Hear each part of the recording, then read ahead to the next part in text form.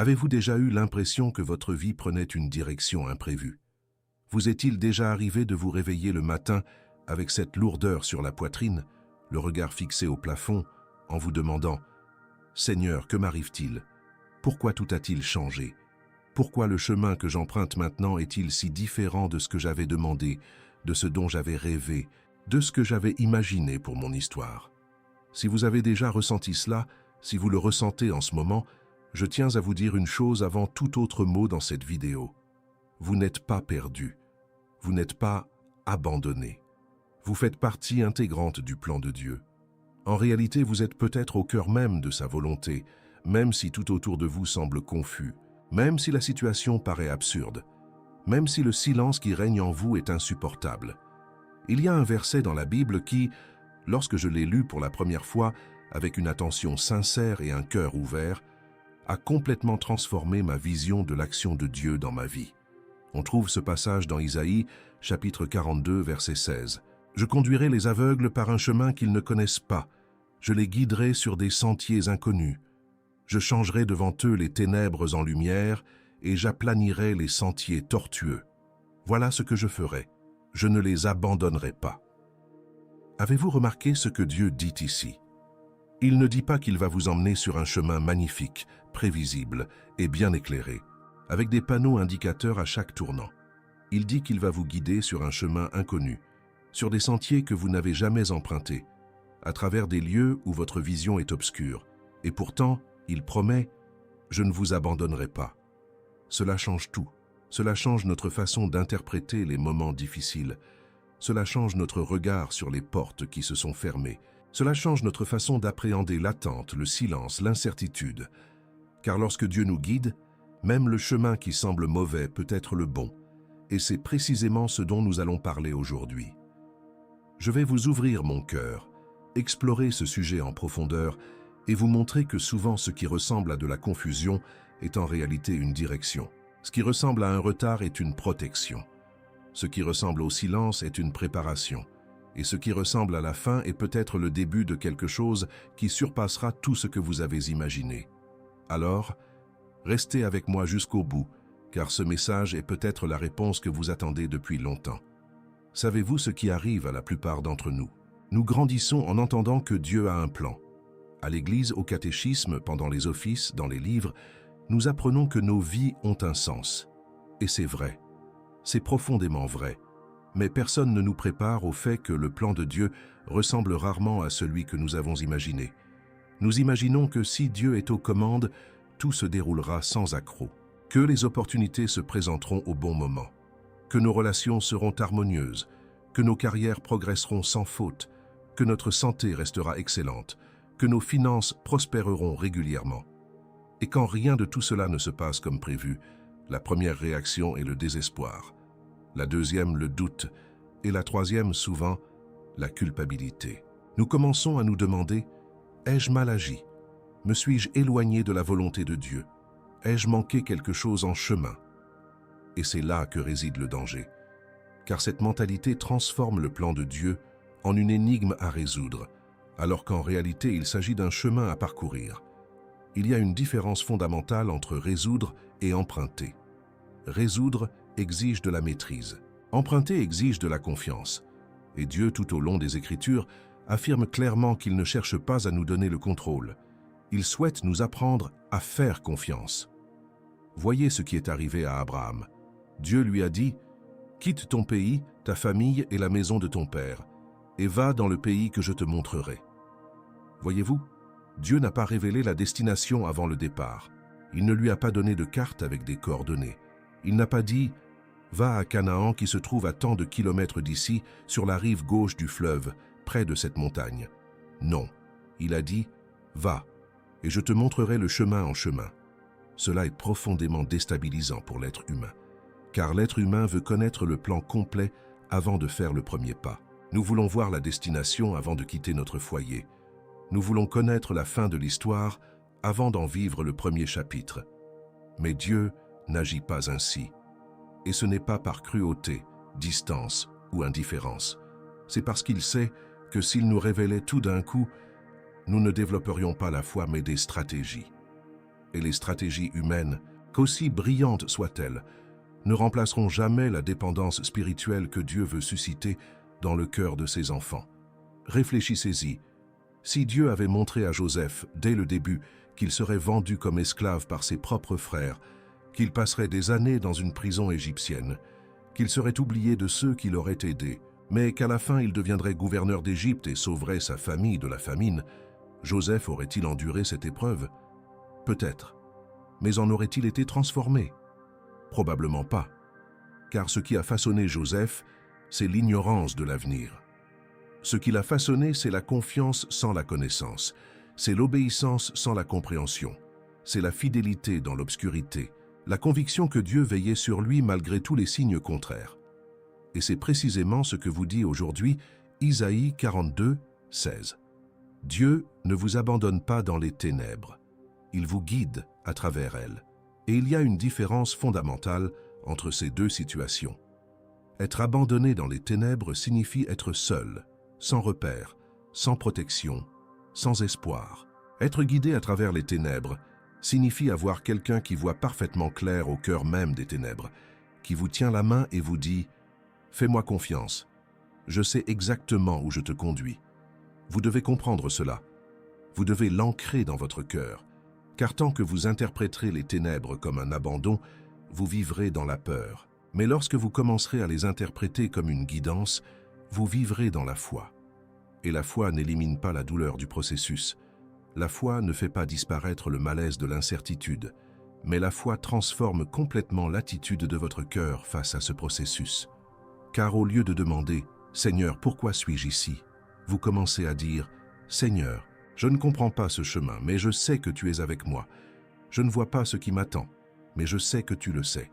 Je ne maîtrise pas la situation, mais je sais que tu la maîtrises. » Et cela, mon frère, ma sœur, c'est le genre de foi que Dieu honore. Ce n'est pas la foi de ceux qui comprennent tout, c'est la foi de ceux qui font confiance même sans rien comprendre. Et en parlant de confiance, je dois vous dire quelque chose que personne ne vous a peut-être encore dit, ou que vous avez peut-être entendu sans vraiment l'intégrer. Tout changement dans votre vie n'est pas un signe d'erreur. Toute perte n'est pas une punition. Tout retard n'est pas une sanction. Toute porte fermée n'est pas un rejet.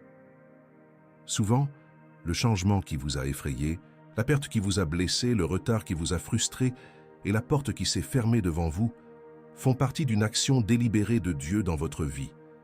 Je sais qu'il est difficile de l'accepter sur le moment. Je sais que lorsque vous perdez un emploi qui faisait vivre votre famille, la dernière chose à laquelle vous pensez est « Comme c'est merveilleux, Dieu me guide ». Je sais que lorsqu'une relation que vous aimiez se termine douloureusement, vous ne vous réveillez pas le lendemain en disant « Merci Seigneur pour cette porte fermée ». Je sais que lorsque les résultats d'un examen arrivent avec des nouvelles que vous ne vouliez pas entendre, votre première réaction n'est pas la gratitude. C'est la peur, c'est la colère, c'est le questionnement. Et tout cela est humain. Tout cela est légitime. Dieu ne condamne pas vos émotions. Il ne se met pas en colère parce que vous avez pleuré, parce que vous avez posé des questions, parce que vous avez crié dans votre oreiller.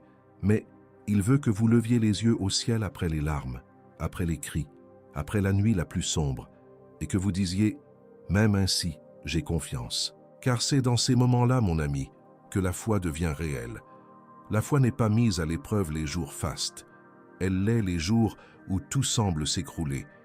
Et Dieu permet ces jours-là, non pas parce qu'il aime vous voir souffrir, mais parce qu'il sait que c'est au cœur même de l'effondrement qu'il peut bâtir en vous quelque chose de nouveau, quelque chose de plus fort, quelque chose de plus profond, quelque chose que les circonstances ne peuvent ébranler, car il a été bâti sur le roc de la confiance et non sur le sable du pouvoir humain.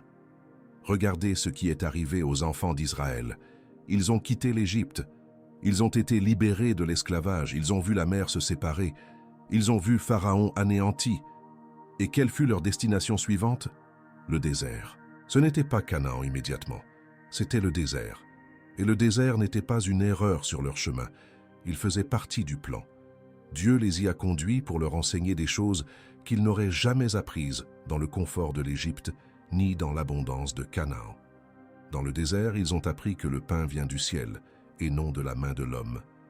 Dans le désert, Ils ont appris que l'eau jaillit du rocher quand Dieu l'ordonne. Dans le désert, ils ont appris que la colonne de feu guide la nuit et que la nuée protège le jour. Tout cela, ils l'ont appris dans l'épreuve. Tout cela s'est gravé dans leur cœur au cours de ce cheminement. Et si Dieu avait épargné le désert, s'il avait conduit le peuple directement à la terre promise sans aucune difficulté, ils seraient arrivés à Canaan immatures, dépendants de leur propre force, incapables de conserver la bénédiction qu'ils recevaient. Y avez-vous déjà pensé?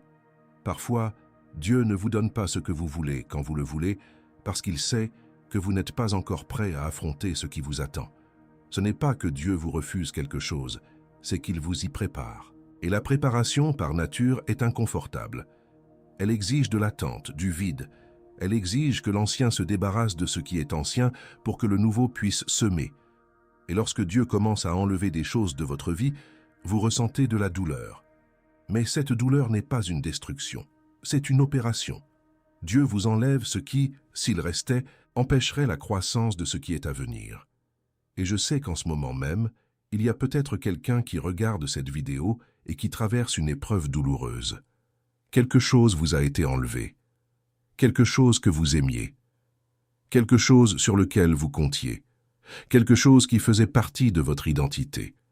Et vous êtes là, face à ce vide, vous demandant « Et maintenant, qu'est-ce qui va prendre sa place ?» La réponse est « Attendez, ayez confiance, car Dieu ne retire rien sans donner. Il ne ferme rien sans ouvrir. Mais il le fait selon son ordre et en son temps, sans se laisser guider par votre anxiété, votre précipitation ou votre besoin de réponses immédiates. Et savez-vous ce qu'il y a de plus beau dans Ésaïe 42, 16 ? Dieu dit qu'il transformera les ténèbres en lumière devant eux. Il ne dit pas qu'il évitera les ténèbres, mais qu'il les transformera. Cela signifie que les ténèbres font partie du chemin, mais elles ne constituent pas la destination finale. Elles sont le corridor par lequel Dieu vous conduit vers la lumière. Et si vous vous trouvez actuellement dans ce corridor, au cœur des ténèbres, du doute et de la peur, je veux vous encourager. Continuez d'avancer. N'arrêtez pas. Ne faites pas demi-tour. Ne vous laissez pas abattre en pensant que tout est fini. Car celui qui a commencé cette œuvre bonne en vous l'achèvera. Ce n'est pas vous qui soutenez le plan de Dieu, c'est Dieu qui vous soutient dans son plan. Si ce message vous touche, si vous ressentez une émotion profonde en écoutant ces mots, je vous invite à poursuivre votre cheminement. Cette vérité que nous partageons ici, que Dieu nous guide même sur les chemins inconnus, est une expérience à vivre au quotidien, et non à entendre une seule fois. C'est pourquoi j'ai préparé un guide de méditation de 30 jours. C'est un outil pratique pour vous accompagner dans ce voyage de confiance, jour après jour. Ce guide propose des réflexions, des prières et des conseils pour fortifier votre foi et vous aider à traverser les épreuves que Dieu met en œuvre dans votre vie. Si cela vous parle, consultez le premier commentaire épinglé sous cette vidéo. J'y explique tout. Permettez-moi maintenant d'aborder un point crucial pour que vous compreniez ce que vous vivez. Souvent, lorsque Dieu nous guide sur un chemin inconnu, nous ne le percevons pas rationnellement, mais émotionnellement. Et l'un des moyens les plus clairs par lesquels Dieu signale une transition est un malaise intérieur. Je ne parle pas de péché ni de désobéissance. Je parle de ce malaise qui surgit en vous lorsque quelque chose qui vous satisfaisait cesse de vous satisfaire, lorsque quelque chose qui vous motivait cesse de vous motiver, lorsque quelque chose qui vous comblait commence à vous vider. Avez-vous déjà vécu cela? Ce travail qui vous procurait autrefois du plaisir commence soudain à vous peser d'une autre manière. Ce n'est pas de la paresse, ni de l'ingratitude. C'est quelque chose de plus profond. C'est comme si votre âme disait « Ceci a déjà rempli sa fonction dans mon histoire » ou cette amitié qui a toujours été importante pour vous, mais qui semble maintenant vous épuiser au lieu de vous enrichir. Ou ce ministère à l'Église qui était autrefois votre passion, mais qui est devenu une simple obligation mécanique. Ou même une ville où vous avez toujours vécu, mais qui soudain vous semble trop petite pour ce qui naît en vous. Ce malaise n'est pas le fruit du hasard, il est intentionnel. Dieu utilise ce malaise intérieur comme instrument de transition. Il permet que ce qui a déjà rempli son rôle commence à perdre de son éclat, afin que vous ne vous accrochiez pas à une époque révolue. Car l'être humain a une fâcheuse tendance, celle de se contenter de ce qu'il connaît, même lorsque ce qui lui est familier ne lui est plus utile. Nous préférons le malaise familier à celui de la nouveauté. Nous préférons rester dans une situation qui ne nous nourrit plus, plutôt que d'affronter l'incertitude d'un changement susceptible de nous transformer. Et Dieu le sait. Il connaît nos cœurs mieux que nous-mêmes. C'est pourquoi, bien souvent, il n'attend pas que nous prenions la décision de partir. Il commence à ôter la vie à ce qui nous retenait captifs. Il commence à ternir ce qui nous nourrissait. Il commence à éteindre la lumière de ce qui nous guidait, non par cruauté, mais parce qu'il nous aime trop pour nous laisser stagner dans un endroit qui a déjà rempli sa fonction. C'est comme une mère qui retire la tétine à son enfant.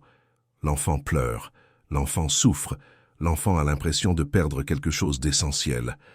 Mais la mère sait que ce n'est plus nécessaire. Elle sait que si l'enfant continue avec la tétine, cela entravera son développement. Et c'est ainsi que Dieu agit dans bien des aspects de nos vies. Il nous permet de nous désintéresser de choses qui, si elles persistaient, nous empêcheraient de grandir. Alors, si vous ressentez ce malaise, si quelque chose en vous vous dit « Je n'ai plus ma place ici, dans ce rôle, dans cette dynamique », soyez attentifs. Ce n'est peut-être pas une crise, ce n'est peut-être pas une dépression, ce n'est peut-être pas de l'ingratitude, c'est peut-être une transition. C'est peut-être Dieu qui prépare votre cœur à quelque chose que vos yeux n'ont pas encore vu, mais que l'Esprit a déjà commencé à bâtir. Et ce que vous devez faire en ce moment, c'est ne rien forcer. Ce n'est pas fuir. Il ne s'agit pas de prendre des décisions impulsives. Ce qu'il faut faire, c'est se tourner vers Dieu et dire « Seigneur, si ce malaise vient de toi, donne-moi le courage d'avancer. Si cette agitation fait partie de ton plan, donne-moi la sagesse de ne pas résister. Je ne m'accrocherai pas à ce qui meurt. Je lâcherai prise et j'aurai confiance que tu me conduis vers quelque chose de vivant, de nouveau, quelque chose qui redonnera vie à mon âme. » C'est le genre de prière que Dieu honore, car c'est une prière d'abandon. Ce n'est pas une prière de demande, c'est une prière de don. Et lorsque nous nous abandonnons, Dieu se révèle. Lorsque nous lâchons prise, Dieu nous soutient. Lorsque nous cessons de vouloir contrôler, Dieu commence à nous guider librement. Et la guidance de Dieu est toujours préférable au contrôle humain. Toujours. Sans exception. Je sais que cette vérité sur le malaise comme signe de transition spirituelle peut sembler difficile à accepter, car nous vivons dans une culture qui considère le malaise comme une mauvaise chose, que l'agacement est un signe d'erreur, que si quelque chose ne coule pas de source, c'est que ce n'était pas censé l'être. Mais la Bible montre exactement le contraire. Nombre des plus grandes interventions de Dieu dans l'histoire ont commencé par un profond malaise. Abraham se sentait mal à l'aise à Ur en Chaldée avant d'entendre l'appel de Dieu à partir. Moïse se sentait mal à l'aise au palais du Pharaon avant de s'identifier à la souffrance de son peuple. Élie se sentait mal à l'aise face à l'idolâtrie d'Israël avant d'affronter les prophètes de Baal sur le mont Carmel. Néhémie se sentait mal à l'aise face à la destruction des murailles de Jérusalem avant de quitter sa position confortable en Perse pour diriger la reconstruction. Jonas se sentait si mal à l'aise face à l'appel de Dieu à Ninive qu'il tenta de fuir par bateau dans la direction opposée. Et même la fuite de Jonas faisait partie du plan de Dieu, car c'est dans le ventre du grand poisson que Jonas apprit la leçon dont il avait besoin avant d'accomplir sa mission.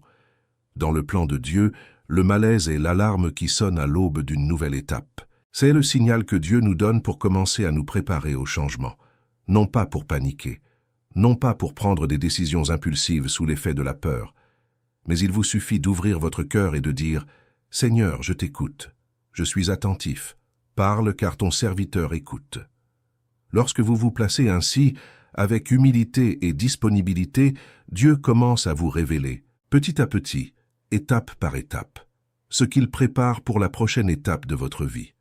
Cela ne se manifestera peut-être pas d'un coup, cela ne se manifestera peut-être pas avec la clarté que vous souhaiteriez. Cela peut se présenter comme un murmure, une impression, une paix inexplicable avant une décision précise, ou une agitation persistante qui ne s'apaise que lorsque vous obéissez. Mais cela se manifeste. La direction se révèle toujours à ceux qui sont prêts à écouter et à obéir. Le problème n'est pas que Dieu ne parle pas. Le problème est que, bien souvent, nous ne voulons entendre que ce qui confirme nos projets. Et lorsque Dieu dit quelque chose qui contredit nos souhaits, nous faisons semblant de ne pas avoir entendu. Nous l'ignorons. Nous cherchons un autre avis spirituel. Nous allons voir un autre prophète, un autre pasteur, un autre conseiller, en espérant que quelqu'un dira ce que nous voulons entendre. Et pendant ce temps, Pendant que nous résistons à la volonté de Dieu parce qu'elle ne correspond pas à nos désirs, le temps passe, les opportunités se raréfient et un processus qui aurait pu durer des mois s'étend sur des années. Non pas parce que Dieu est lent, mais parce que notre résistance allonge inutilement le chemin. Alors, je vous encourage. N'opposez pas de résistance à l'inconfort que Dieu utilise pour vous faire avancer. Ne vous accrochez pas à ce qui est voué à disparaître. N'opposez pas de résistance à la transition. Accueillez le processus, faites confiance au guide, et sachez que le prochain chapitre de votre histoire, aussi différent soit-il de ce que vous aviez imaginé, est celui que Dieu a toujours prévu pour vous. J'aimerais maintenant aborder un point qui préoccupe beaucoup de gens. Quand on parle de la guidance divine, la plupart pensent à des choses positives, une porte qui s'ouvre, une opportunité qui se présente, une confirmation, un rêve qui se réalise. Et oui, Dieu nous guide à travers ces événements. Mais peu sont prêts à accepter qu'il nous guide aussi à travers les interruptions, les silences, les réorientations, et même à travers la disparition progressive de ce qui semblait auparavant indiscutable. Prenons un exemple concret. Imaginez que vous priez pour obtenir un emploi dans une entreprise précise. L'entretien s'est bien passé, vous avez fait bonne impression, vous êtes confiant. Et soudain, sans explication apparente, l'entreprise vous dit non. Vous n'avez pas été retenu. Votre première réaction est la frustration. Votre deuxième réaction est de questionner Dieu. Seigneur, j'ai prié pour cela. J'ai fait ma demande. J'ai jeûné. Pourquoi n'as-tu pas ouvert cette porte? Et la réponse, qui n'arrive souvent que des mois, voire des années plus tard, est que cette entreprise n'était pas faite pour vous. L'environnement y était peut-être toxique. La culture d'entreprise était peut-être contraire à vos valeurs. Peut-être que ce travail aurait accaparé votre santé, votre temps en famille, votre paix intérieure. Et Dieu, qui voit ce qui se cache derrière le rideau, a fermé cette porte non pas pour vous nuire, mais pour vous protéger. Si vous souhaitez en faire l'expérience au quotidien, regardez le premier commentaire épinglé. C'est le même principe qu'un père qui empêche son enfant de mettre la main dans le feu. L'enfant pleure. L'enfant se met en colère. L'enfant pense que son père est mauvais, mais le père sait qu'il le protège. Et avec le temps, en grandissant, l'enfant comprend. Il se souvient et dit « Dieu merci, mon père m'a retenu ». Et vous aussi, un jour, vous vous souviendrez et direz « Dieu merci, Dieu a fermé cette porte. Dieu merci, Dieu a déjoué ce plan. Dieu merci, Dieu ne m'a pas donné ce que je voulais, car ce qu'il m'a donné était infiniment meilleur. » Mais pour arriver à cette conclusion, il faut traverser une période d'incompréhension. Et c'est là que la plupart des gens abandonnent. C'est là que beaucoup perdent la foi. C'est pourquoi beaucoup se tournent vers Dieu avec ressentiment, comme s'il avait failli. Mais Dieu ne faillit pas. Dieu n'a jamais failli. Le problème, c'est que nous confondons le temps de Dieu avec celui du monde. Le monde est pressé, impatient, instantané. Il veut des résultats, des réponses et des solutions immédiatement. Mais le temps de Dieu est différent. Il est chirurgical. Il agit avec précision. Il orchestre les choses avec sagesse. Il arrange les circonstances avec une attention que l'œil humain ne peut percevoir en temps réel. Et ce qui nous apparaît comme un retard est en réalité la ponctualité divine. Dieu n'est jamais en retard. Il arrive au bon moment. Et ce bon moment n'est pas toujours celui que nous aurions choisi, mais c'est toujours le moment parfait. Toujours. Pensez à Lazare. Jésus a appris que son ami était malade. Et qu'a-t-il fait? Il a attendu 2 jours entiers.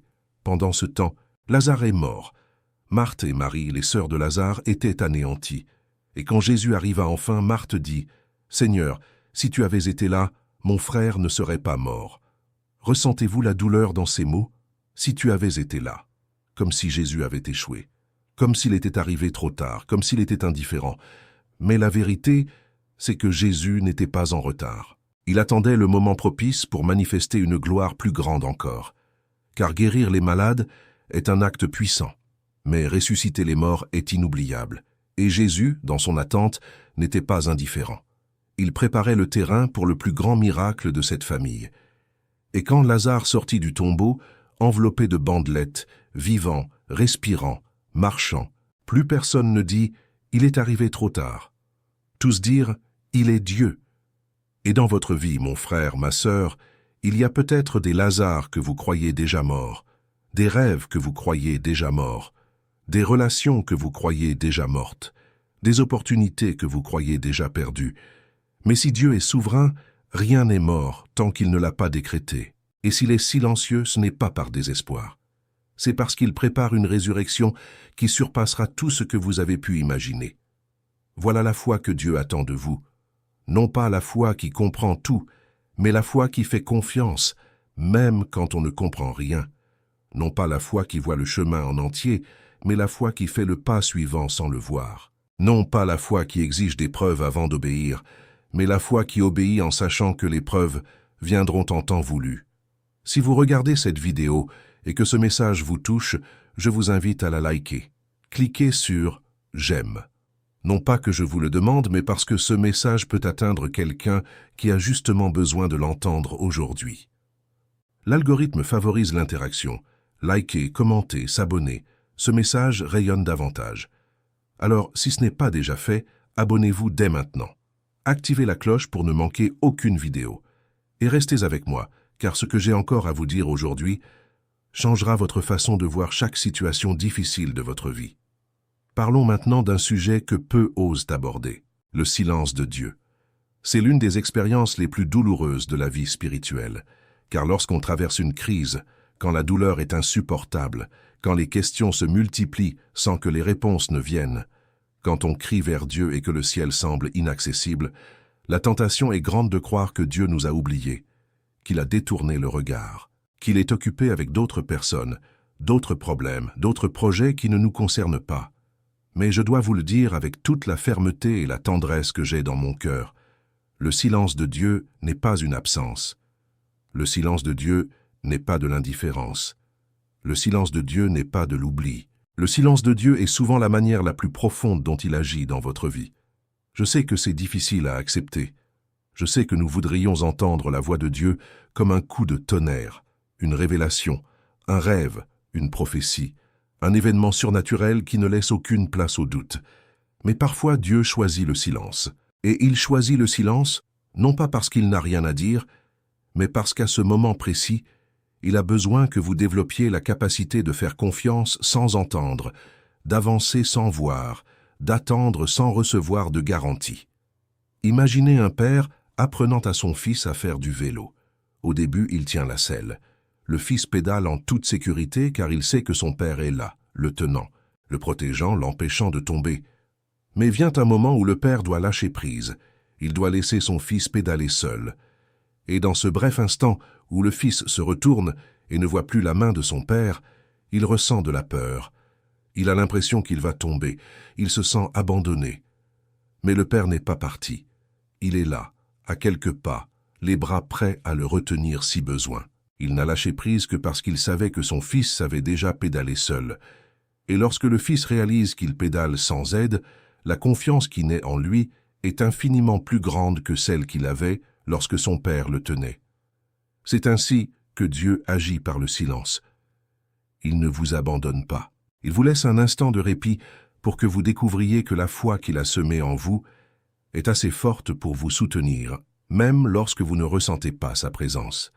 Et cette découverte, mon ami, vaut plus que 1000 confirmations.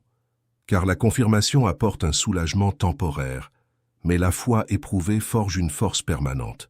Lorsque vous traversez une période de silence et que vous en ressortez avec votre foi intacte, vous devenez une autre personne. Vous devenez quelqu'un qui ne dépend plus de ses sentiments pour croire, quelqu'un qui ne dépend plus des circonstances pour faire confiance, quelqu'un qui ne dépend plus de réponses immédiates pour obéir, et c'est ce genre de maturité que Dieu développe en vous. Il vous conduit vers une foi qui ne vacille pas quand la terre tremble, qui ne désespère pas quand le vent souffle, qui ne se noie pas quand les vagues se soulèvent, car c'est une foi enracinée, non pas dans ce que vous ressentez, mais dans qui est Dieu. Et qui est Dieu ne change pas avec le silence. Il est le même Dieu qui a parlé et l'univers a été créé. Il est le même Dieu qui a fendu la mer, arrêté le soleil, fermé la gueule des lions, allumé le buisson ardent sans le consumer, marché sur l'eau, changé l'eau en vin, ressuscité les morts. Ce Dieu est immuable. Ce Dieu ne faillit jamais. Ce Dieu n'oublie jamais. Et s'il est silencieux dans votre vie aujourd'hui, ce n'est pas qu'il ait cessé d'agir, c'est que l'œuvre qu'il accomplit est si profonde, si intérieure, si délicate, qu'elle ne peut se faire dans le bruit. Il œuvre au plus profond de votre être, sur les fondements de votre âme, sur les pierres angulaires de votre identité. Il comble les fissures dont vous ignoriez même l'existence. Il fortifie les murs que vous croyiez inébranlables. Il reconstruit des structures qui paraissaient solides en apparence, mais qui étaient fragilisées de l'intérieur, et cette œuvre silencieuse est souvent la plus importante de toutes, car lorsque Dieu achève son œuvre en silence, ce qu'il bâtit est inébranlable, c'est permanent, c'est éternel. Je pense par exemple à Marie, la mère de Jésus. Lorsque l'ange Gabriel lui apparut et lui annonça qu'elle concevrait le Fils de Dieu, ce fut un moment de révélation extraordinaire. Mais après cette annonce, Marie entra dans un profond silence.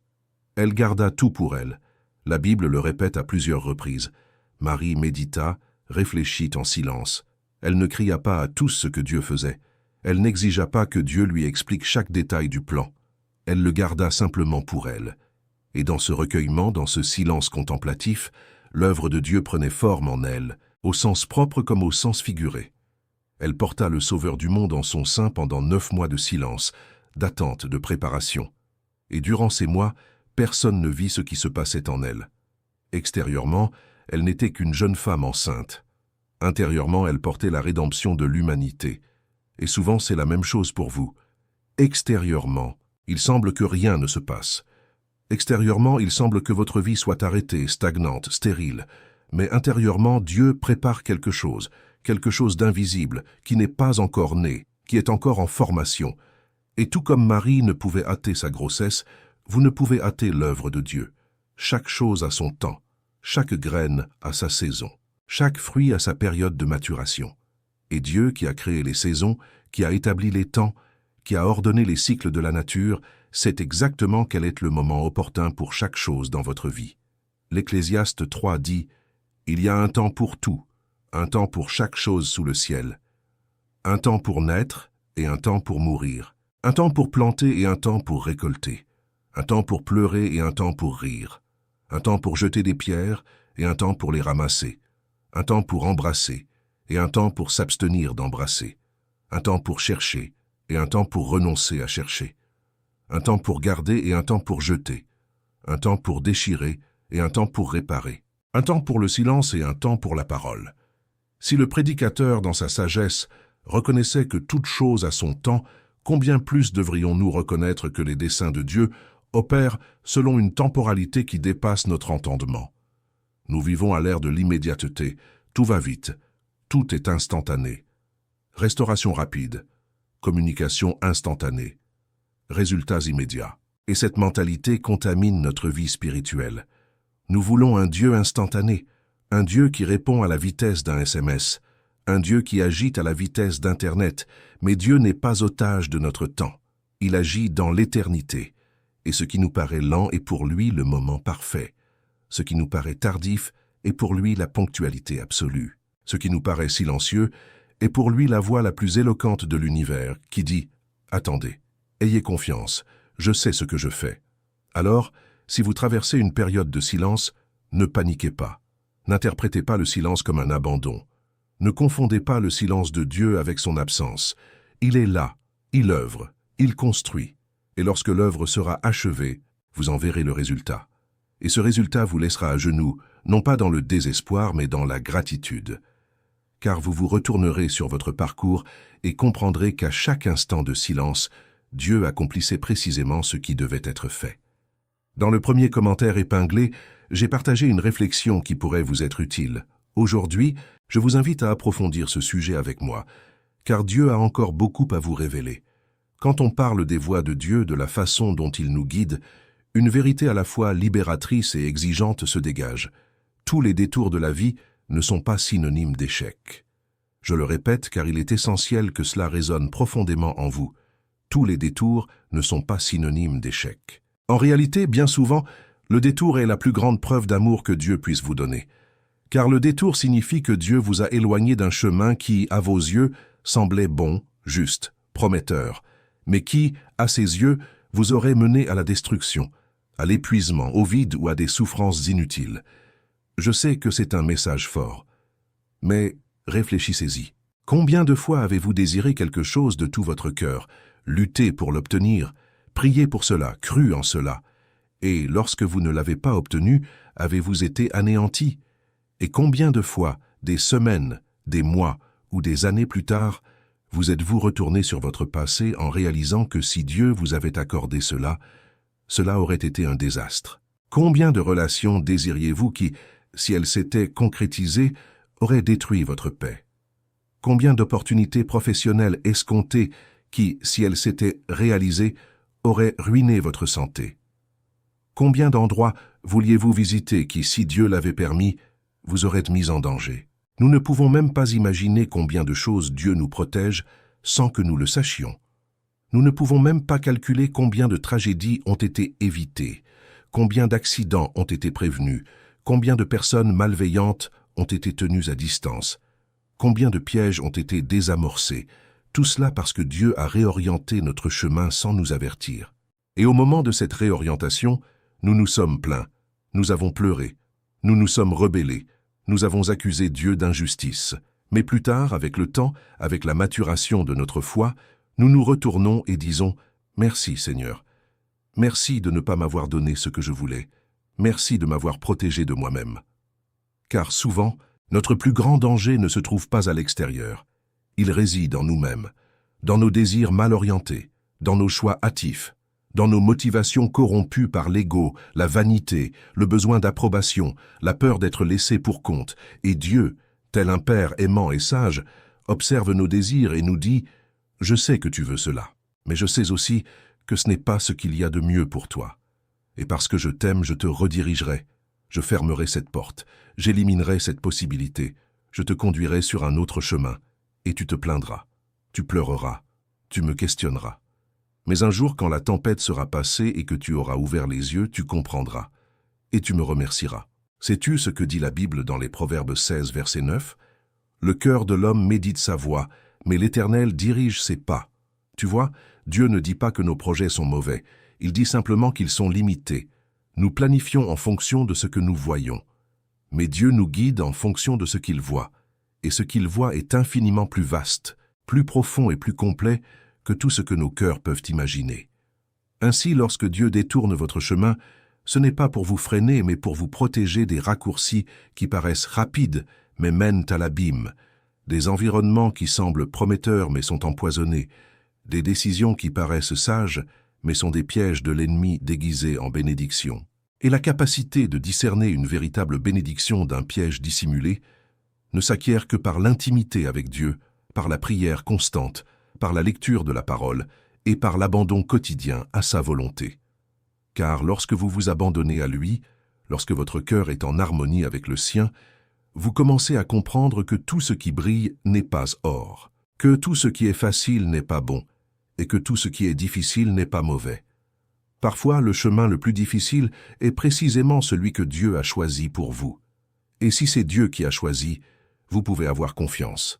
Ce chemin vous mènera vers un lieu qui vaut chaque larme, chaque goutte de sueur, chaque nuit blanche, chaque instant de doute. Et cela m'amène à un enseignement que je considère comme l'un des plus profonds et des plus pratiques que la Bible nous donne sur la manière dont Dieu nous guide. Il éclaire juste ce qu'il faut pour chaque étape. Ni plus, ni moins. Juste ce qu'il faut. C'est une idée brillante lorsqu'on en comprend la logique, car si Dieu éclairait tout le chemin d'un seul coup, nous n'aurions plus besoin de lui. Nous aurions la carte complète. Nous aurions toutes les réponses. Nous aurions le plan de vie détaillé, écrit en toutes lettres. Et que se passerait-il? Nous marcherions seuls, nous prendrions des décisions sans consulter Dieu, nous deviendrions autosuffisants.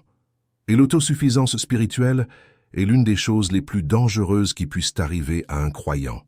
Car lorsque l'on pense tout savoir, que l'on a toutes les réponses, que l'on n'a plus besoin de chercher Dieu intensément, c'est là que l'on est le plus vulnérable. C'est là que l'orgueil s'installe. C'est là que la présomption prend le dessus. C'est là que l'on commence à faire davantage confiance à ses propres capacités qu'à la souveraineté de Dieu. Et Dieu le sait. Il comprend la nature humaine mieux que nous. C'est pourquoi il choisit d'éclairer seulement l'étape suivante, non pas le chemin tout entier, juste l'étape suivante. Et par là, il crée une dépendance quotidienne. Il vous maintient connecté à lui, non par contrôle, mais parce qu'il sait que cette connexion quotidienne est la seule chose qui vous gardera ferme, concentré et protégé tout au long du voyage. Pensez à la manne dans le désert. Dieu aurait pu donner au peuple d'Israël de la nourriture pour 1 mois entier en une seule fois. Il est Dieu. Il aurait pu faire pleuvoir suffisamment de nourriture pour 1 année. Mais qu'a-t-il fait? Il a donné de quoi nourrir un seul jour. Chaque matin, le peuple sortait et ramassait la manne du jour. Ni plus, ni moins. Et si quelqu'un essayait de la conserver pour le lendemain, la manne se gâtait. Elle pourrissait. Elle était infestée de vers. Elle devenait inutilisable. Pourquoi? Parce que Dieu voulait enseigner au peuple une leçon fondamentale. Sa provision est quotidienne. Sa grâce est quotidienne. Sa miséricorde est quotidienne. Et si elle est quotidienne, cela signifie que vous devez le chercher chaque jour, pas 1 fois par semaine, pas 1 fois par mois, pas seulement en temps de crise, chaque jour, car chaque jour apporte son lot de défis, de combats et de bienfaits. Quand on comprend cela, la pression de devoir tout résoudre d'un coup disparaît, l'angoisse de devoir envisager l'avenir tout entier s'évanouit, la peur du manque disparaît. Car on sait qu'aujourd'hui, Dieu a déjà pourvu à nos besoins, et demain il pourvoira encore. Ainsi, pas à pas, jour après jour, grâce après grâce, Dieu nous conduira sur des chemins insoupçonnés, nous soutenant d'une manière inattendue et nous emmenant vers des horizons insoupçonnés. C'est cela la vie de foi. Ce n'est pas une vie de certitudes absolues, mais une vie de confiance progressive, une vie d'abandon quotidien. C'est une vie où le matin on ouvre les yeux et on dit « Seigneur, je ne sais pas ce que cette journée me réserve, mais je sais que tu es avec moi, et cela me suffit. » Et vous savez ce qu'il y a de plus beau? Au terme d'un long voyage, quand on se retourne et qu'on repense à tous ces pas effectués dans l'obscurité, à tous ces moments d'incertitude, à tous ces jours où la foi était notre seul recours, on réalise qu'à chaque étape, Dieu était présent. À chaque instant, Dieu nous guidait. À chaque jour, Dieu pourvoyait à nos besoins. Ce qui semblait être le chaos était en réalité l'ordre divin. Ce qui paraissait être la confusion était la stratégie du ciel. Ce qui semblait être de l'improvisation était le plan le plus méticuleux qui soit. Vous voulez aller plus loin? Consultez le premier commentaire épinglé. Je voudrais vous raconter l'histoire d'un homme que j'ai rencontré il y a des années.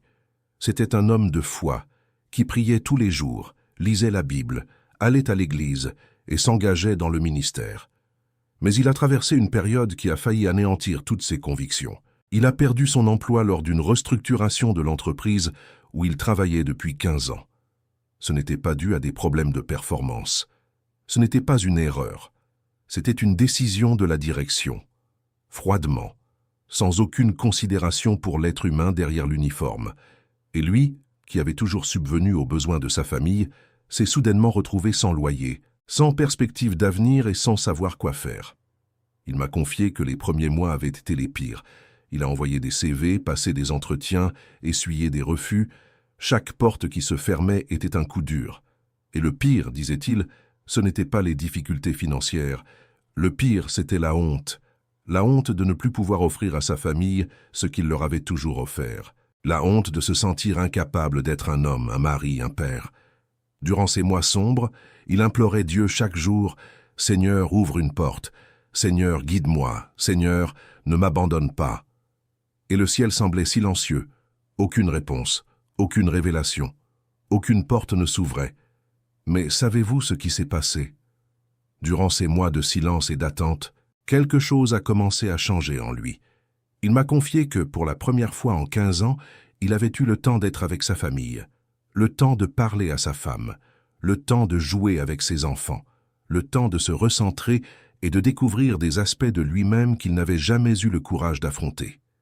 Il a découvert qu'il était un bourreau de travail, qu'il avait fait passer sa carrière avant son mariage, avant son rôle de père, avant sa propre santé, que son identité reposait entièrement sur son travail et non sur ce qu'il était en tant qu'être humain, en tant qu'enfant de Dieu.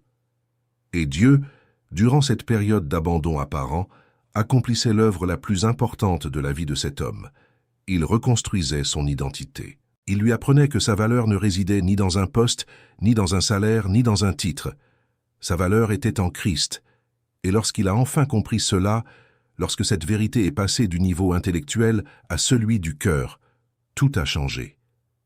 L'opportunité de travailler s'est présentée, mais pas n'importe quel travail. Un travail qui respectait son temps passé en famille, un travail qui valorisait sa personne, un travail mieux rémunéré que le précédent. Et il m'a regardé, les larmes aux yeux, et m'a dit « Si Dieu ne m'avait pas sorti de là, je ne serais jamais arrivé ici. Et si Dieu n'avait pas œuvré en moi pendant cette période d'attente, je n'aurais pas été prêt à soutenir ce qu'il préparait. Voilà comment Dieu agit à travers des chemins inconnus. Voilà comment Dieu éclaire seulement la prochaine étape. Voilà comment Dieu est fidèle quand tout semblait indiquer le contraire. Et cette histoire n'est pas unique. Je suis sûr qu'à cet instant précis, quelqu'un qui regarde cette vidéo peut raconter une histoire similaire. Ou peut-être vivez-vous une histoire similaire. Et si vous vivez cette période, je veux que vous la graviez dans votre cœur. Le chapitre du silence n'est pas le dernier. C'est le chapitre de la préparation. Et le chapitre suivant, celui que Dieu écrit pendant que vous attendez, surpassera tout ce qui a précédé. Car Dieu est expert pour transformer les fins apparentes en commencements extraordinaires. Il est le Dieu qui renouvelle toutes choses, pas seulement certaines choses, toutes choses. Et cela inclut votre histoire, cela inclut votre douleur, cela inclut votre cheminement, cela inclut chaque larme que vous avez versée dans l'obscurité, pensant que personne ne les voyait. Dieu les a vues, et Dieu les a toutes gardées, car il est dit dans le psaume 56, « Tu as compté mes errances. Recueille mes larmes dans ton outre. Ne sont-elles pas inscrites dans ton livre? Dieu recueille vos larmes. Il n'ignore pas votre douleur. Il ne minimise pas votre souffrance. Il garde chaque goutte. Et un jour, chaque larme se transformera en témoignage. Chaque nuit obscure se transformera en aube. Chaque vallée se transformera en montagne. Car c'est ce que fait Dieu. Il transforme, il restaure, il renouvelle, il recrée, et il ne vous abandonne jamais, jamais, jamais. Même lorsque vous perdez confiance en vous, même lorsque vous pensez n'avoir plus la force de continuer, même lorsque votre foi semble si petite qu'elle tient dans la paume de votre main. Dieu n'a pas besoin d'une foi immense pour agir. Jésus a dit qu'une foi de la taille d'une graine de moutarde suffit à déplacer des montagnes. Et si tout ce que vous avez aujourd'hui est une graine de moutarde, offrez-la à Dieu. Car entre ses mains, le petit devient grand, le faible devient fort, l'impossible devient possible. Et votre vie, qui vous semble aujourd'hui comme un champ aride et désespéré, peut devenir un jardin luxuriant entre les mains du jardinier céleste. J'y crois de tout mon être, et je veux que vous y croyiez aussi, non pas à cause des circonstances, mais à cause de Dieu, à cause de qui il est, à cause de ce qu'il a déjà accompli, et à cause de ce qu'il a promis d'accomplir encore. Et maintenant, je vais vous parler de quelque chose qui mettra votre foi à l'épreuve profondément, mais qui, si vous parvenez à l'intégrer, transformera à jamais votre relation avec Dieu. Souvent, le chemin inattendu sur lequel Dieu vous conduit est en réalité la réponse à votre prière. Mais ce n'est pas la réponse que vous attendiez. Ce n'est pas celle que vous imaginiez. Ce n'est pas celle que vous avez demandée. Mais c'est celle dont vous aviez besoin. Je sais que cela peut paraître contradictoire. Comment cela peut-il être la réponse dont j'avais besoin si ce n'est pas ce que j'ai demandé? Je vais vous expliquer. Lorsque nous prions en fonction de notre perspective limitée. Nous percevons la vie sous un angle particulier. Nous ne connaissons qu'une infime partie de la réalité. Et c'est sur la base de cette infime partie que nous formulons nos demandes. Seigneur, donne-moi ce travail. Seigneur, restaure cette relation. Seigneur, guéris cette maladie. Seigneur, ouvre cette porte. Et ces demandes sont légitimes. Dieu les entend toutes. Dieu se soucie de chacune d'elles. Mais Dieu n'est pas tenu de répondre comme nous le demandons. Il est souverain. Il voit la situation dans son ensemble. Il connaît le passé, le présent et l'avenir. Et, fort de cette connaissance infinie, il choisit la meilleure réponse, même si ce n'est pas celle que nous espérions entendre. Prenons un exemple. Une femme prie pendant des mois pour que Dieu sauve son mariage. Elle aime son mari. Elle souhaite que sa famille reste unie. Elle jeûne, implore Dieu, le cherche de tout son cœur. Et pourtant, le mariage s'effondre. Le divorce est prononcé et elle est anéantie. Elle se tourne vers Dieu et demande « Où est la réponse à ma prière? J'ai demandé la réconciliation. J'ai demandé l'unité. J'ai demandé au Seigneur de réparer notre situation. Mais ce qu'elle ignorait, ce que seul Dieu savait, c'est que ce mariage la détruisait émotionnellement, que son mari avait des comportements destructeurs qui, s'ils persistaient, la conduiraient à la dépression, que la réconciliation qu'elle implorait dans ce cas précis serait en réalité une prison déguisée en bénédiction. Et Dieu, par amour, par protection, par sollicitude, a répondu à sa prière autrement. Il n'a pas sauvé le mariage, mais il l'a guéri. Il lui a rendu son identité, il lui a rendu sa paix, il lui a rendu sa joie, il a rétabli son équilibre émotionnel. Et des mois plus tard, en y repensant, elle a compris. Elle a réalisé que Dieu n'avait pas ignoré sa prière. Il avait répondu d'une manière inattendue, mais c'était exactement ce dont elle avait besoin. Cela arrive plus souvent qu'on ne l'imagine. Dieu répond aux prières de façon inattendue, à des moments inattendus, par des chemins inattendus.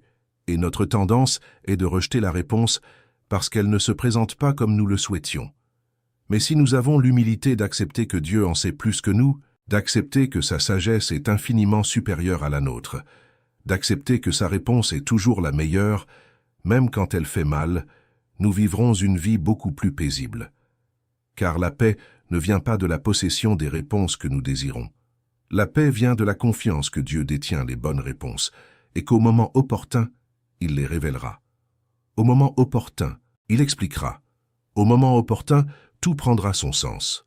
Alors, si vous vous trouvez face à une situation difficile et que vous pensez « ce n'est pas ce que j'avais demandé, ce n'est pas ce que je voulais, ce n'est pas ce à quoi je m'attendais », avant de conclure que Dieu n'a pas répondu, envisagez la possibilité qu'il ait répondu d'une manière que vous ne pouvez pas encore percevoir. Envisagez la possibilité que ce chemin inattendu soit, en réalité, la réponse la plus aimante que Dieu pouvait vous donner. Et envisagez la possibilité qu'avec le temps, lorsque la tempête sera retombée et que vos émotions s'apaiseront, vous repenserez à ce moment et direz « Maintenant je comprends. Maintenant tout s'éclaire. Maintenant je vois la main de Dieu dans ce que je prenais pour du chaos. » J'ai préparé quelque chose de spécial pour ceux qui souhaitent approfondir le sujet. Vous le trouverez dans le premier commentaire épinglé. Et je tiens à continuer de vous ouvrir mon cœur, car il y a une autre vérité que je dois partager, et celle-ci est peut-être l'une des plus transformatrices de toutes. Soyez attentifs. Dieu travaille d'abord sur l'être intérieur avant d'établir l'être extérieur. Je le répète. Dieu travaille d'abord sur l'être intérieur avant d'établir l'être extérieur. Qu'est-ce que cela signifie? Cela signifie qu'avant de vous donner une maison, Dieu prépare le cœur qui y habitera. Avant de vous donner un conjoint, il guérit les blessures qui pourraient détruire cette relation. Avant de vous confier une position de leadership, il travaille sur le caractère qui vous permettra de l'assumer. Avant de vous combler financièrement, il vous enseigne la fidélité dans le peu. Avant d'établir quoi que ce soit dans votre vie extérieure, il doit établir des choses dans votre vie intérieure. Et cela requiert un processus que, honnêtement, la plupart des gens ne souhaitent pas traverser. Car ce processus intérieur est douloureux. Il remue des choses que nous préférerions garder enfouies, des souvenirs que nous ne voulons pas raviver, des traumatismes que nous refusons d'affronter, des schémas comportementaux que nous refusons d'admettre, des peurs que nous refusons de reconnaître, des dépendances affectives dont nous refusons de nous défaire. Et Dieu, dans son amour chirurgical, touche ces zones une à une, non pas avec agressivité, non pas avec cruauté, mais avec persévérance. Il les effleure, les expose, les illumine, révélant les recoins obscurs de notre âme que nous avons cachés pendant des années. Et quand cela arrive, ça fait mal. Ça fait très mal. Parce que c'est comme une opération sans anesthésie. On sent chaque incision, on sent chaque ablation, on sent chaque purification. Mais le but de cette opération n'est pas de faire souffrir. Le but de cette opération est d'enlever ce qui nous ronge de l'intérieur. L'anxiété chronique qui nous empêche de nous reposer. Le besoin de contrôle qui nous empêche de faire confiance. La peur de l'avenir qui nous empêche de vivre le moment présent. Le besoin d'approbation qui nous empêche d'être authentiques. L'amertume qui nous empêche de pardonner. L'orgueil qui nous empêche de nous abandonner. Dieu veut enlever tout cela. Non pas parce qu'il vous punit, mais parce qu'il vous prépare. Il nettoie votre cœur pour y semer de nouvelles choses, des choses qui porteront du fruit, des choses qui dureront, des choses qui resteront debout même face aux tempêtes. Et les tempêtes viendront. Jésus a dit, « Dans ce monde, vous aurez des tribulations. » La question n'est pas de savoir si les tribulations viendront, mais quand. Et lorsqu'elles viendront, ce qui déterminera si vous tiendrez bon ou si vous vous effondrerez, ce ne sont pas vos circonstances extérieures, mais votre force intérieure. Si vous êtes rempli de peur, d'anxiété, de besoin de contrôle, d'attachement, d'amertume, vous vous effondrerez face à la tempête. Mais si Dieu a déjà œuvré en vous, s'il a déjà enlevé ce qui devait l'être, s'il a déjà semé ce qui devait l'être, s'il a déjà guéri ce qui devait l'être, alors, face à la tempête, vous plierez, mais vous ne vous briserez pas. Vous la ressentirez, mais vous ne succomberez pas. Vous pleurerez, mais vous n'abandonnerez pas, car votre force intérieure est solide, car c'est Dieu qui l'a bâti, et ce que Dieu construit, nul ne le détruit. Alors, si en ce moment même, Dieu éveille en vous, s'il révèle des aspects de votre être que vous préfériez cacher, s'il rouvre des blessures que vous pensiez guéries, ne résistez pas, ne fuyez pas. N'essayez pas d'accélérer le processus. Laissez Dieu agir, laissez-le opérer, laissez-le guérir, car ce qu'il fait en vous maintenant déterminera la qualité de tout ce qu'il construira autour de vous plus tard. Et je vous le garantis, cela en vaut la peine. Chaque larme versée durant ce processus en vaut la peine. Chaque nuit difficile en vaut la peine. Chaque instant de conflit intérieur en vaut la peine. Car au bout de ce cheminement se trouve une version de vous-même plus forte, plus mûre, plus sage, plus compatissante, plus semblable au Christ. Et cette version de vous-même est celle que Dieu a toujours voulu révéler au monde. Celle que vous êtes né pour être, celle qui marquera des vies, qui inspirera les autres, qui sera sel et lumière au sein d'une génération qui a désespérément besoin de références authentiques de foi. Je voudrais vous donner un autre exemple concret, car je sais que les exemples nous aident à visualiser des vérités qui semblent abstraites. Pensez à David. David fut oint roi par Samuel alors qu'il était encore adolescent et gardait les moutons dans les champs. Imaginez la scène. Le prophète arrive, verse de l'huile sur sa tête et déclare qu'il sera le prochain roi d'Israël. Quel moment glorieux! Quelle promesse extraordinaire! Quel avenir radieux s'annonçait! Mais que s'est-il passé après l'onction? David est retourné au champ. Il est retourné auprès des moutons. Il est retourné à la solitude de son métier de berger. Il n'est pas allé immédiatement au palais. Il n'a pas reçu de couronne le lendemain. Il n'a pas siégé sur un trône la semaine suivante. En réalité, après l'onction, la vie de David est devenue bien plus difficile. Il a affronté Goliath. Il a servi au palais de Saül. Il a été poursuivi par Saül comme un fugitif. Il a vécu dans des grottes. Il était entouré d'hommes désespérés et endettés. Il a feint la folie devant un roi païen pour survivre. Il pleura, cria, se cacha, s'enfuit, saigna. Tout cela après l'onction. Tout cela après la promesse de Dieu. Et alors, on se demande, pourquoi? Si Dieu avait déjà décidé que David serait roi, pourquoi ne l'a-t-il pas placé immédiatement sur le trône? La réponse est précisément ce dont nous parlons ici. Dieu travaille d'abord sur l'être intérieur avant d'établir l'être extérieur. Chaque bataille que David a menée dans le désert a façonné le dirigeant qu'il deviendrait au palais. Chaque nuit passée dans la grotte lui a appris la dépendance totale envers Dieu. Chaque persécution de Saül lui a appris à ne pas lever la main contre l'autorité établie, même lorsqu'il en avait l'occasion. Chaque larme versée dans les ténèbres a fait naître en lui les psaumes qui nourriraient la foi de milliards de personnes à travers les siècles. Si David était monté directement sur le trône, sans le désert, sans la grotte, sans la persécution, sans l'attente, il aurait été un roi médiocre, un souverain superficiel et immature, incapable de porter le poids de la couronne. Mais Dieu savait que le désert était nécessaire. L'attente était nécessaire. La souffrance était nécessaire. Non pas pour détruire David, mais pour bâtir le David dont Israël avait besoin. Et ce que Dieu a fait avec David, il le fait avec vous. Chaque épreuve de votre vie vous façonne. Chaque nuit sombre grave quelque chose dans votre caractère. Chaque épreuve forge quelque chose dans votre âme. Et lorsque viendra le moment où Dieu vous placera là où il vous a préparé, vous serez prêt.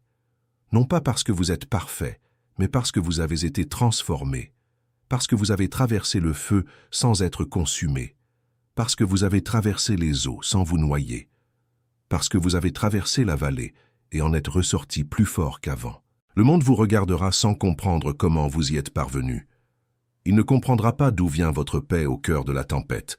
Il ne comprendra pas d'où vient votre joie au milieu de l'adversité. Il ne comprendra pas d'où vient votre foi au milieu de l'incertitude. Mais vous, vous le saurez. Vous saurez que c'est Dieu qui vous a conduit ici. C'est Dieu qui vous a façonné. C'est Dieu qui vous a préparé. C'est Dieu qui vous a placé là.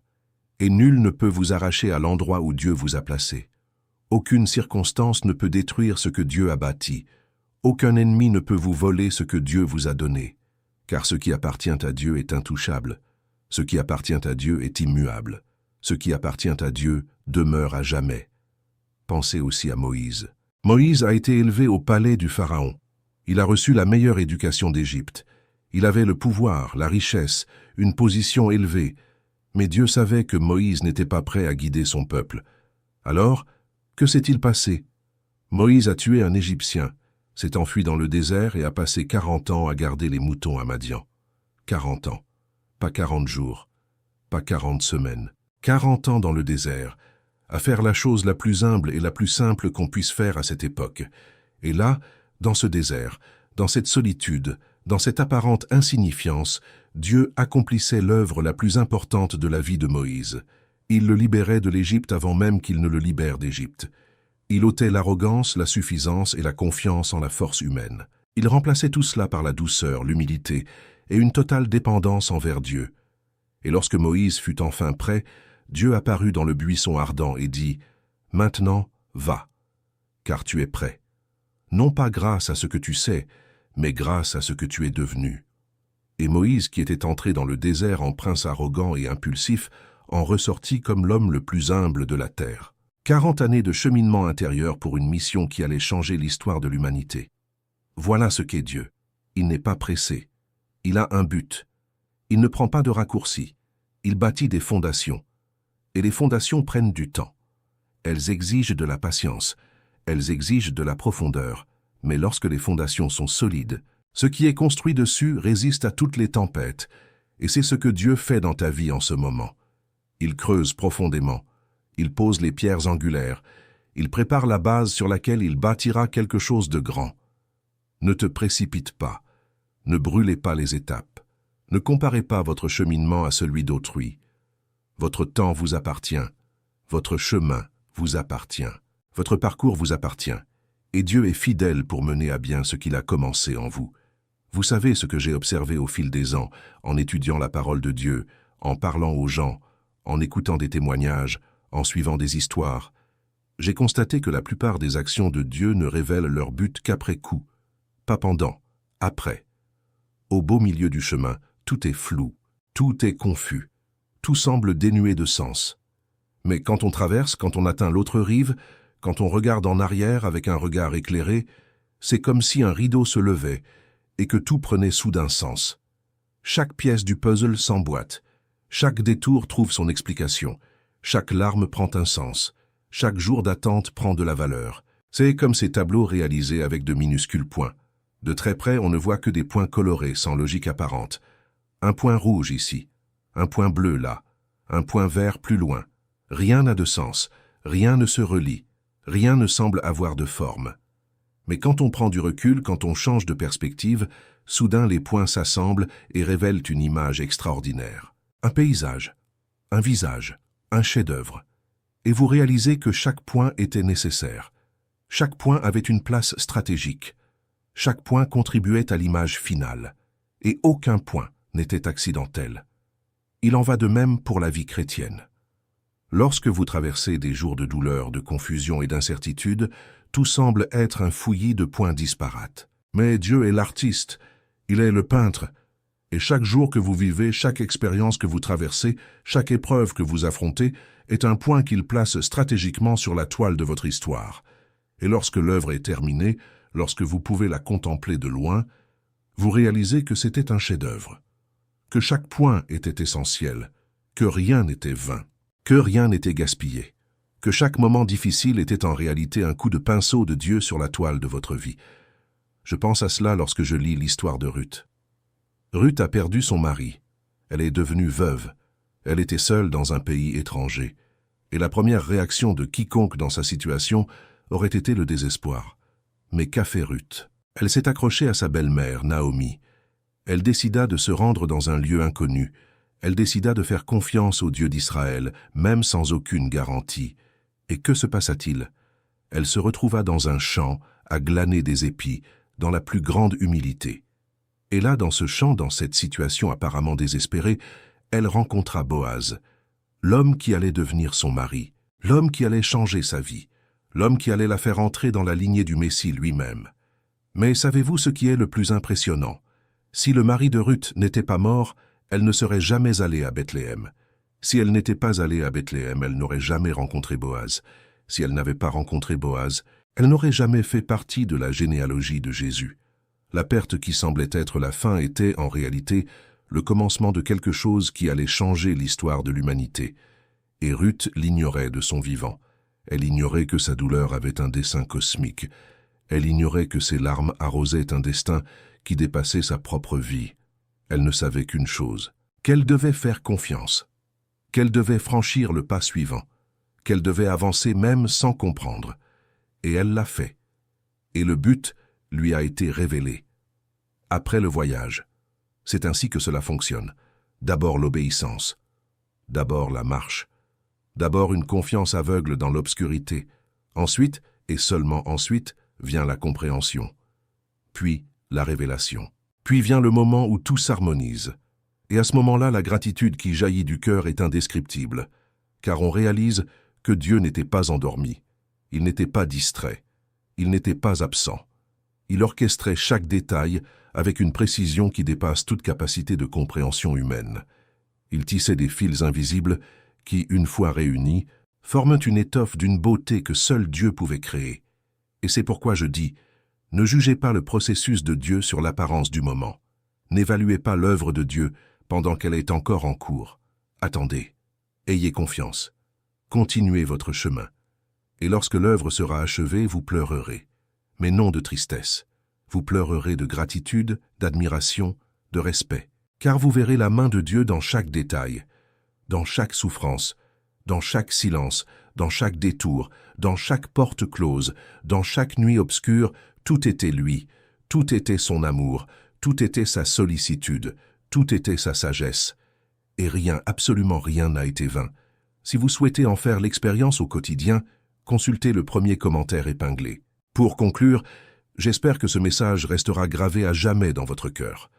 Lorsque Dieu est aux commandes, même le chemin le plus improbable peut mener à la guérison, à la maturité, à la paix, à la délivrance et à un destin au-delà de toute espérance. Je veux que vous l'entendiez du plus profond de votre âme. Dieu ne vous a pas conduit jusqu'ici pour vous abandonner. Il ne vous a pas soutenu dans tant d'épreuves pour vous laisser tomber dans celle-ci. Il ne vous a pas protégé de tant de dangers pour vous laisser partir maintenant. Il n'a pas tant investi en vous, dans votre formation, dans votre développement, dans votre caractère pour que tout soit gâché. Le Dieu qui a commencé achève. Le Dieu qui a promis accomplit. Le Dieu qui a semé récolte. Je vous invite à penser un instant aux personnages de la Bible qui ont emprunté des chemins incroyablement improbables et atteint des destinations insoupçonnées. Pensez à Joseph, passé de la fosse au palais, de la prison au trône, de la trahison de ses frères à la plus belle réconciliation relatée dans les Écritures. Pensons à Ruth, qui quitta Moab sans le sou, veuve et étrangère, glanant des miettes, et devint l'arrière-grand-mère du roi David et une ancêtre de Jésus-Christ lui-même. Pensons à Esther, jeune orpheline élevée par sa cousine, devenue reine d'un empire et sauvant une nation entière de l'extermination. Pensons à Pierre, pêcheur rude et impulsif, qui renia Jésus 3 fois, et devint ensuite le roc sur lequel l'Église fut bâtie. Pensons à Paul, persécuteur violent de l'Église, aveuglé par la haine religieuse, qui fit une rencontre sur le chemin de Damas et devint le plus grand missionnaire de l'histoire du christianisme. Aucune de ces histoires ne suivit un scénario prévisible. Aucune de ces vies ne fut une ligne droite du point A au point B. Toutes furent marquées par des détours, des souffrances, des pertes, de l'attente, des silences, de la confusion et des moments où tout semblait s'effondrer. Mais dans chacune d'elles, Dieu guidait. Pour chacun d'eux, le chemin inconnu a mené à un destin glorieux. Et si Dieu l'a fait pour eux, il peut le faire pour vous. non pas parce que vous êtes meilleur qu'eux, non pas parce que vous méritez plus qu'eux, mais parce que le même Dieu qui a conduit Abraham à travers le désert, qui a soutenu Joseph en prison, qui a guidé Moïse à travers la mer Rouge, qui a protégé Daniel dans la fosse aux lions, qui a ressuscité Lazare du tombeau, ce même Dieu est vivant, actif, présent et œuvre dans votre vie en ce moment même, à cet instant précis. Tandis que vous écoutez ces mots, tandis que les larmes coulent sur vos joues, tandis que votre cœur s'emballe, Dieu est là. Il est ici. Il est en vous. Il est avec vous. Il vous précède. Et il ne s'arrêtera pas avant d'avoir achevé l'œuvre qu'il a commencée. Et savez-vous ce qui est le plus extraordinaire? L'œuvre que Dieu accomplit dans votre vie n'est pas seulement pour vous. Elle se fait à travers vous. Dieu ne vous façonne pas uniquement pour votre propre bien. Il vous façonne afin que, lorsque vous aurez surmonté l'épreuve, vous puissiez être un instrument de guérison pour ceux qui traversent la même vallée. Vos cicatrices deviendront un baume pour les blessures d'autrui. Votre témoignage sera source d'espoir pour les désespérés. Votre histoire sera la preuve vivante que Dieu est fidèle, même sur les chemins les plus sombres, les plus longs et les plus improbables. Car le témoignage le plus puissant n'est pas celui de quelqu'un qui a toujours vécu dans l'abondance. Le témoignage le plus puissant est celui de quelqu'un qui est descendu dans la vallée la plus profonde, a affronté la nuit la plus noire, a traversé le désert le plus aride et en est ressorti en disant « Dieu était avec moi à chaque instant. Je ne voyais pas, mais il voyait. Je ne comprenais pas, mais il comprenait. J'ai voulu abandonner, mais il ne me l'a pas permis. Et maintenant, de l'autre côté, je vois tout clairement. Et chaque seconde en valait la peine. » Voilà le témoignage qui change des vies. Voilà le témoignage qui détruit l'incrédulité. Voilà le témoignage qui fait la joie du ciel et trembler l'enfer. Et Dieu écrit ce témoignage dans votre vie, dès maintenant. Chaque jour difficile est une ligne de cette histoire. Chaque larme est un point d'encre. Chaque nuit sombre est une page qui, une fois tournée, révèle un chapitre de rédemption que seule la main de Dieu pouvait écrire. Alors, ne renoncez pas à votre histoire. Ne déchirez pas les pages douloureuses. N'essayez pas de réécrire le scénario de Dieu avec vos seules forces. Laissez l'auteur poursuivre son œuvre, car la fin qu'il a prévue est plus belle que tout ce que vous pourriez imaginer. C'est une fin de restauration, de victoire, de paix qui surpasse toute compréhension, de joie qu'aucune circonstance ne peut voler, de dessein qui transcende le temps et l'éternité. Et si vous traversez une période qui vous paraît absurde, si vous empruntez un chemin insoupçonné, si vous vivez une saison complètement chaotique, je vous invite à relever la tête et à déclarer avec foi « Mon Dieu sait ce qu'il fait. Je ne comprends pas, mais lui, il comprend. Je ne vois pas, mais lui, il voit. Je ne contrôle rien, mais lui, il contrôle. Et parce qu'il est aux commandes, j'atteindrai ma destination, au bon moment et de la bonne manière. » Connaissez-vous la différence entre ceux qui marchent avec Dieu et ceux qui marchent seuls? Ceux qui marchent seuls s'appuient sur leur propre vision. Quand ils ne voient pas, ils s'arrêtent. Quand ils ne comprennent pas, ils reculent. Quand ils sont incapables de calculer, ils abandonnent. Mais ceux qui marchent avec Dieu s'appuient sur sa vision. Et sa vision est parfaite. Sa vision atteint ce que nos yeux ne verront jamais.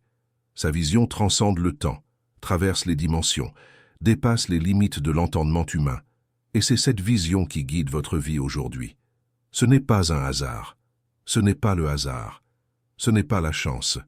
C'est la main souveraine d'un Dieu qui vous aime d'un amour sans mesure, sans fin, sans condition. Un amour qui vous a cherché avant même votre naissance. Un amour qui vous a appelé par votre nom.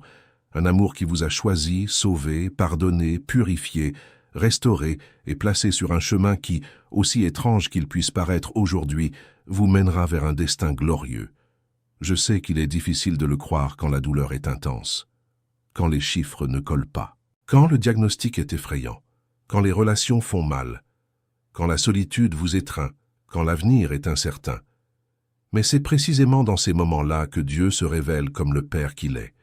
Non pas un Dieu distant, non pas un Dieu trop occupé, non pas un Dieu qu'il faut convaincre de se soucier de nous, mais un Père qui se penche vers vous, qui vous embrasse, qui pleure avec vous, qui murmure à l'oreille de son enfant « Je suis là, je ne t'ai jamais quitté, et je ne te quitterai jamais ».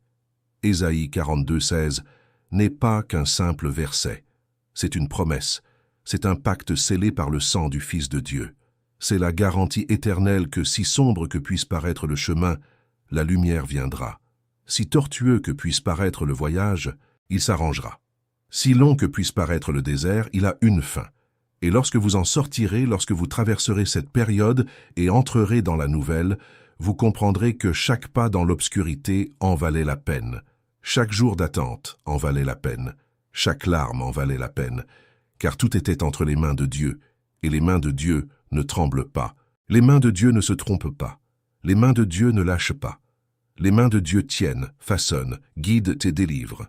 Et ce que Dieu délivre est toujours bon, toujours complet, toujours parfait, toujours au bon moment.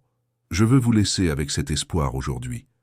Non pas un espoir fondé sur des sentiments passagers, ni sur des circonstances favorables, mais un espoir fondé sur la parole inébranlable d'un Dieu qui n'a jamais failli et ne faillira jamais. S'il a dit qu'il vous guiderait, il vous guidera. S'il a dit qu'il ne vous abandonnerait pas, il ne vous abandonnera pas. S'il a dit qu'il transformerait les ténèbres en lumière, il les transformera. S'il a dit qu'il redresserait les chemins tortueux, il le fera. Non pas à cause de qui vous êtes, mais à cause de qui il est. Et il est fidèle, il est vrai, il est juste, il est aimant, il est puissant, il est souverain, et il est à vos côtés. Maintenant, avant de conclure, j'aimerais vous demander quelque chose du fond du cœur. Si ce message vous a touché, si quelque chose s'est éveillé en vous en regardant cette vidéo, je vous invite à faire 3 choses. Premièrement, laissez un commentaire ci-dessous. Dites-moi ce que Dieu vous a révélé à travers ce message. Dites-moi quel passage vous a le plus touché. Dites-moi comment vous vous sentez maintenant. Je lis chaque commentaire, et c'est une immense joie de savoir que ce message touche le cœur de quelqu'un. Deuxièmement, partagez cette vidéo. Envoyez-la à une personne qui traverse une période difficile. Envoyez-la à une personne qui a besoin d'entendre que Dieu ne l'a pas oublié. Envoyez-la à une personne perdue dans les ténèbres et qui a besoin de savoir que la lumière viendra. Troisièmement, abonnez-vous à la chaîne et activez les notifications, car chaque semaine, je partage des messages comme celui-ci, approfondissant la parole de Dieu et offrant des enseignements capables de transformer votre vie, votre foi et votre relation avec le Père céleste. Que Dieu vous bénisse abondamment, qu'il illumine votre chemin, fortifie votre foi, renouvelle vos forces et vous guide en toute sécurité sur les chemins inconnus. Au nom de Jésus. Amen.